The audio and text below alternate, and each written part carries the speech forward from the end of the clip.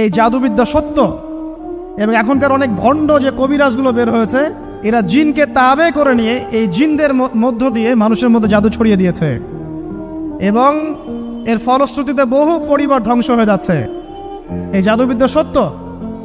আরো একটা জিনিস সত্য, নবী সাল্লাল্লাহু আলাইহি ওয়াসাল্লাম বলেছেন ইন্না আইনাল হক, চোখের নজর সত্য। নবী করিম সাল্লাল্লাহু আলাইহি ওয়াসাল্লাম বলেছেন চোখের বদনজর সত্য। এই যে আমরা বলি ফেসবুকে এত বেশি ছবি দিয়েন না ভাই, ছবি তুলেন না, ছবি তুলেন না, বারবার যে বলি নিষেধ করি, কারণ কি জানেন? একটাই কারণ, বিকজ চোখ লাগাটা সত্য।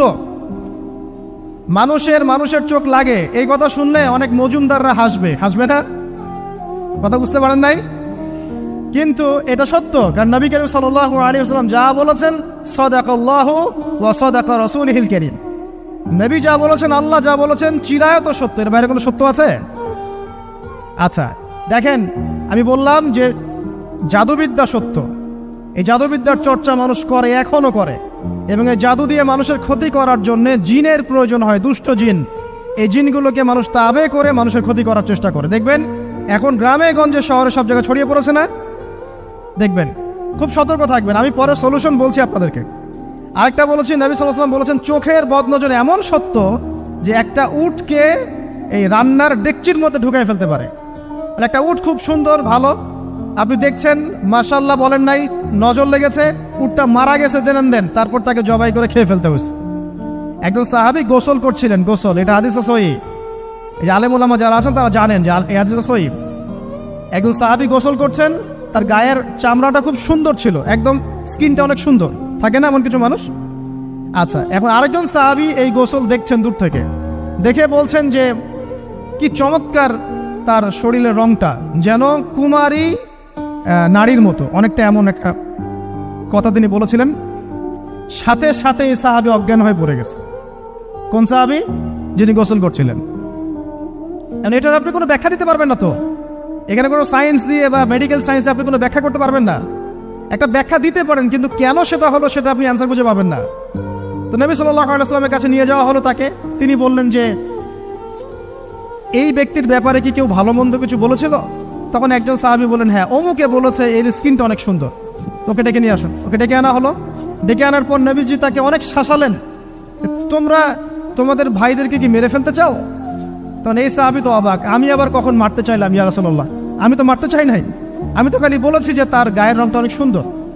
তখন তিনি বললেন, কেন তুমি সুবহানাল্লাহ বললে না, কেন তুমি মাশাআল্লাহ বললে না? যখন মাশাআল্লাহ বলবেন, সুবহানাল্লাহ বলবেন, নজরটা লাগবে না।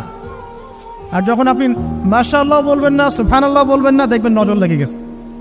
আপনি বিশ্বাস করেন ব্যবসা খুব ভালো চলছে, মানুষ বললো যে বাহ তোর তো ব্যবসা হেভি, লালে লাল শাহজালাল, ঠিক আছে, দেখবেন আপনার কেনা বেচা বন্ধ হয়ে গেছে। এরকম হবে, আমার কথাটা বিশ্বাস করেন। এটা কিন্তু সায়েন্স প্রমাণ করতে পারবে না, আল্লাহ এবং তার রাসূল বলেছেন, তার উপরে কোনো সত্য নেই। আছে সূরা কাহফ 29 নম্বর আয়াত পড়ে দেখেন, আল্লাহ পাক বলছেন ওয়াকুলিল হাক্কু মির রাব্বিকুম, সত্য সেটাই যা তোমার রবের পক্ষ থেকে আসে। ফামান শাআ ফালইউমিন, যার ইচ্ছা হয় বিশ্বাস করুক, ওয়ামান শাআ ফালইয়াকফুর, যার ইচ্ছা হয় সে অস্বীকার করুক। এই কারণে আমরা বলি ফেসবুকে এত বেশি ছবি দেওয়া, এই আই ওয়াশ করা, এই যে শোডাউন করা, হ্যাঁ, ইসলামের কিছু কাজ করলেন একদম মানুষকে না দেখাইতে পারলে ঘুম হচ্ছে না, এগুলো বন্ধ করেন, এগুলো বন্ধ করে দেন আল্লাহর ওয়াস্তে।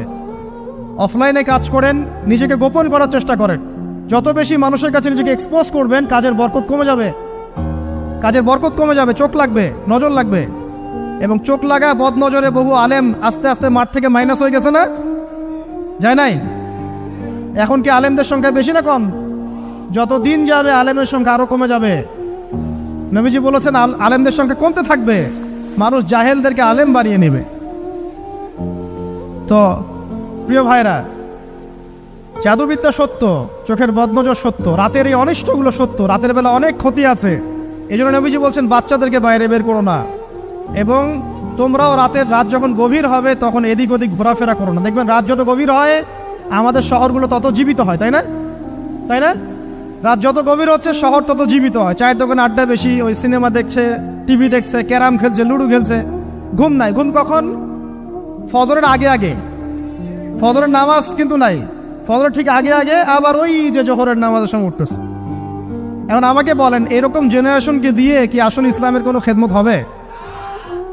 আচ্ছা, নবীজি রাতের বেলা আর্লি ঘুমাতেন, আল্লাহ পাক আমাদের সবাইকে তাড়াতাড়ি ঘুমানোর তৌফিক দান করুন।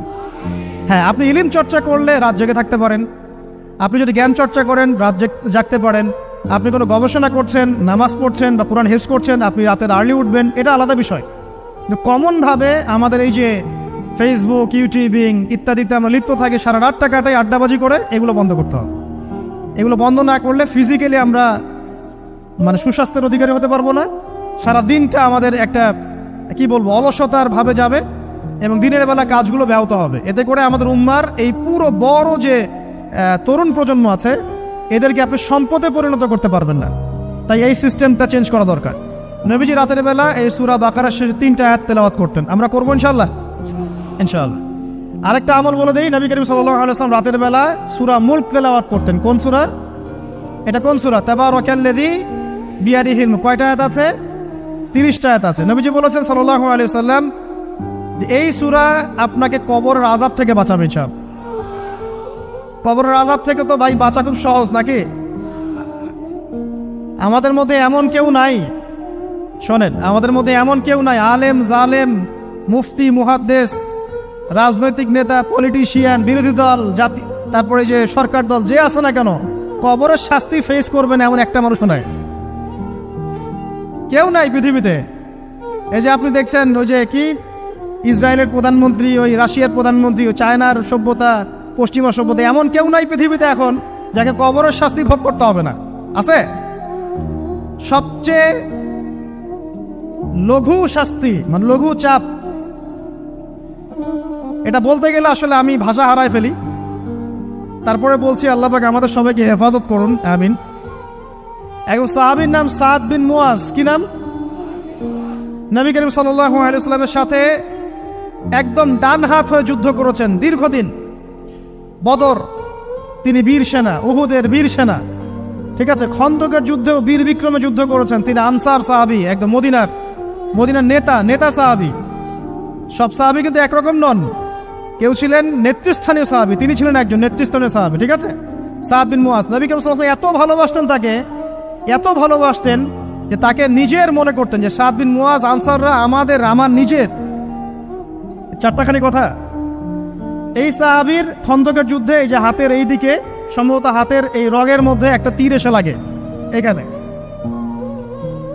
এবং তীরটা তিনি বের করতে গিয়ে রক্তটা ছিঁড়ে যায়। এরপর ফিনকি দিয়ে রক্ত বের হওয়া শুরু হয়। চিকিৎসা করে করে রক্ত বন্ধ করা যায় নাই, এবং এই রক্তের প্রবাহিত রক্তেই আল্লাহর ইচ্ছায় তিনি শাহাদাত বরণ করেন, তিনি ইন্তেকাল করেন। নবী করিম সাল্লাল্লাহু আলাইহি ওয়াসাল্লাম প্রচন্ড ব্যথিত হন, মানে মনটা তার খুব নরম হয়ে যায় সাদ বিন মুয়াজ রাদিয়াল্লাহু আনহুর জন্য। তো এই সাহাবীর যখন জানাজার নামাজ পড়ানো হচ্ছে, নবীজি বলছেন 70,000 ফেরেশতা তার নামাজে অংশ নিয়েছে। আর এই সাহাবীকে যখন কবরে শোয়ানো হয়েছে, নবী করিম সাল্লাল্লাহু আলাইহি ওয়াসাল্লাম পরে জানিয়েছেন কবরের যে মৃদু চাপ, সাদ বিন মুয়াজ রাদিয়াল্লাহু আনহুর কবরেও সেই মৃদু চাপ দেওয়া হয়েছে। আমি কি বুঝাতে পারলাম ভাই? আমাদের কোনো দাম আছে এখনকার পলিটিশিয়ানদের কোনো দাম আছে? এখনকার সমাজ নেতার কোনো দাম আছে? এখনকার সুদখোরদের কোনো দাম আছে? এই ঘুষখোর দুর্নীতিবাজদের কোনো দাম আছে? আমরা যারা কাঠমোল্লা হয়ে আছি আমাদের কোনো দাম আছে? সাদ বিন মুয়াজ রাদিয়াল্লাহু আনহু যদি কবরের শাস্তি তাকে না ছাড়ে, প্রশ্নোত্তর পর্ব তাকে না ছাড়ে, আমরা পার পাবো? নবী করিম সাল্লাল্লাহু আলাইহি ওয়াসাল্লাম বলছেন সূরা মুলক তেলাওয়াত করো রাতের বেলা, ইনশাআল্লাহ সূরা মুলকের তেলাওয়াত কবরের আযাব থেকে তোমাকে বাঁচান। আর আমাদের তো ভাই কবরে সবাই সাথে যাবে না, গার্লফ্রেন্ড যাবে না, বাপ মা ভাই বোন সবাই যাবে না। একজন ব্যক্তি সুদ খাচ্ছে, জিজ্ঞাসা করে দেখেন কেন খায়, বলবে তার সন্তানের জন্য খায়, তার বউয়ের জন্য খায়, তার মা বাবাকে দেখতে হবে তাই খায়, তাই না? একজন ব্যক্তি ঘুষ খায়, বলবে আমার পরিবারের জন্য খাই। একজন দুর্নীতি করছে, পুকুর চুরি করছে, বলবে দুর্নীতি করছে আমার পরিবারের জন্য খাই, পরিবার ভালো থাকবে। সবার একই এক্সকিউজ যে পরিবার যেন ভালো থাকে, আমার সন্তানরা যেন ভালো থাকে, আগামী প্রজন্মের জন্য কিছু রেখে যেতে পারি, তাই না? এরকম একটা মানুষও কি আপনার সাথে কবরে যাবে? তাহলে এই বোকা মানুষ কেন বোঝে না যে আপনার কবরে আপনাকেই যেতে হবে? তাহলে আপনি কি কারণে অন্যের কারণে নিজের পরকাল নষ্ট করছেন? অন্যের সুখের জন্য আপনি আপনার পরকাল নষ্ট করছেন। সুদ খাচ্ছেন, দিব্যি মায়ের সাথে জেনা করছেন। আপনাদের এলাকায় নাকি সুদের সমস্যা অনেক বেশি। কয়েকটা হাদিস বলে দেই, আমি ওদেরকে আক্রমণ করতে আসি না, আমি শুধু তাদেরকে 3টা হাদিস শোনাতে এসেছি। 1 নম্বর হাদিস শোনেন। আল্লাহর নবী মুহাম্মদ সাল্লাল্লাহু আলাইহি ওয়াসাল্লাম বলেছেন, সুদের পাপের 73টা শাখা আছে। কয়টা? কোনো হাদিসে 70টাও আছে, কোনো হাদিসে 73টা আছে। বলছেন যে সবচেয়ে নিচের শাখাটা হচ্ছে, সুদের পাপের সবচেয়ে নিচের শাখা হচ্ছে যে যেন কোনো ব্যক্তি তার মাকে রেপ করলো, তার মাকে ধর্ষণ করলো। 1 দিরহাম যে ব্যক্তি সুদ খায়, সহিহ বুখারীতে আরেকটা হাদিস এসেছে, সে যেন 36টা মেয়েকে ধর্ষণ করলো। আর আমি একটা কথা বানায় বলছি না, যদি বিশ্বাস না হয় কওমি মাদ্রাসা আছে, আলেম ওলামা আছে, গিয়ে বুখারী খুলতে বলেন, পড়তে বলেন, খালি একবার পড়তে বলেন, দেখেন যদি না থাকে তাহলে আমাকে এর সাথে থাপ্পড় দিয়ে যায়। যদি না থাকে হাদিস এটা, তাহলে আমার গালে একটা থাপ্পড় দিয়ে যায়। আর যদি থাকে তাহলে আল্লাহর রাস্তায় সুদ খাওয়া ছেড়ে দেন। কোনটা করবেন? চ্যালেঞ্জ করবেন? নবীজি বলেছেন, 1টা দিরহাম যে ব্যক্তি সুদ খায়, দিরহাম মানে কি? রৌপ্য মুদ্রা। এটা এখন দেখতে পারবেন না, জাদুঘরে আছে।